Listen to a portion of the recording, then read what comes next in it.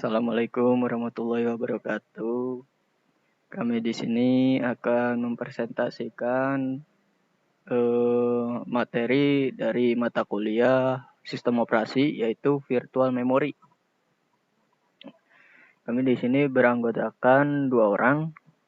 Saya sendiri Bagus Trihartanto dan teman saya satu lagi Aditya Bagaswara. Kami dari kelas yang sama yaitu IP 19B. Prodi Teknik Informatika dari Universitas Buana Perjuangan. Oke, langsung saja ke materinya. Pertama, pengertian virtual memory. Apa sih itu virtual memory? Yaitu suatu teknik yang memisahkan antara memori logis dan memori fisiknya. Memori logis merupakan kumpulan keseluruhan halaman dari suatu program.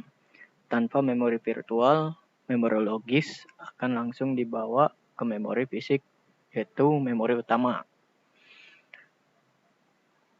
Nah, prinsip virtual memory.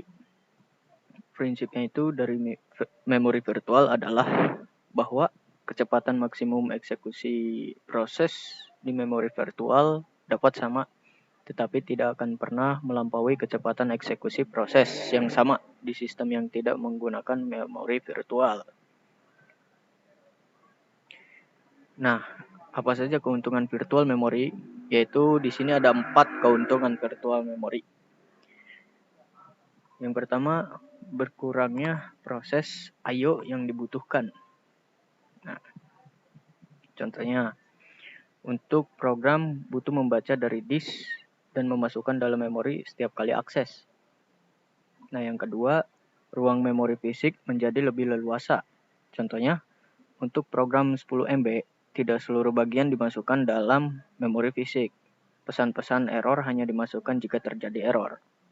Nah, selanjutnya 2 poin lagi dan sampai slide 5 dan 6 akan dijelaskan oleh teman saya Aditya Bagaswara. Oke, silakan Aditya Bagaswara. Oke, terima kasih buat Mas Bagus. Baik, saya akan lanjutkan untuk poin keuntungan virtual memory kali ini.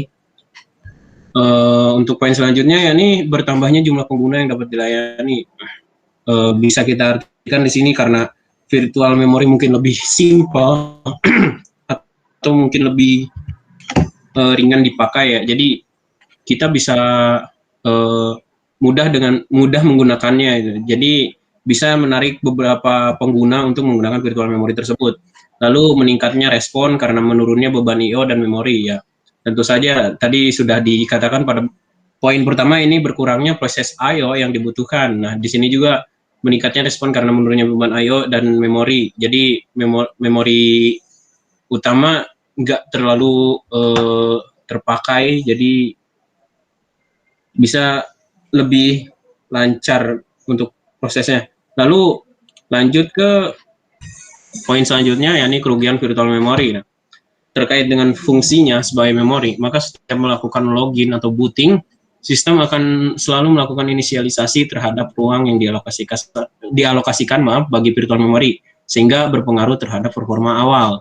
Lalu semakin besar ruang yang dialokasikan untuk virtual memory, akan semakin besar pengaruhnya pada performa awal dari sistem. Dan ada poin terakhirnya, ini pengaplikasian virtual memory. Gagasan utama dari memori virtual adalah ukuran gabungan program, data, dan stak melampaui jumlah memori fisik yang tersedia.